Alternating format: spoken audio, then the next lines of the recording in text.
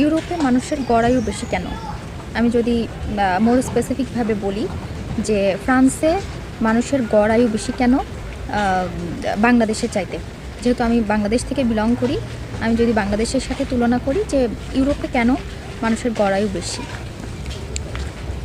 অনেকগুলো কারণ আছে, অনেকগুলো কারণ আমি বলতে পারি। কিন্তু একটা কারণ আমার কাছে খুবই এভিডেন্ট লাগছে, মানে রাস্তাঘাটে দেখে, মানে আসার পর থেকে আমি যদি খুব ক্লোজলি অবজার্ভ নাও করে আমি যদি জাস্ট এমনিতে দেখি, সেটা আমার কাছে মনে হচ্ছে ফ্রান্সের মানুষরা দে আর মোর অ্যাথলেটিক।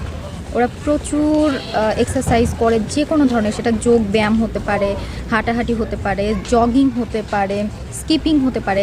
আমি এখানে আসছি, এখানে এসে মানে আমি খুবই অভিভূত যে যে কোনো মানুষ, যে কোনো বয়স, একদম ইয়াং থেকে শুরু করে বোধহয় 70-80 বছর বয়সী পর্যন্ত সবাই খুবই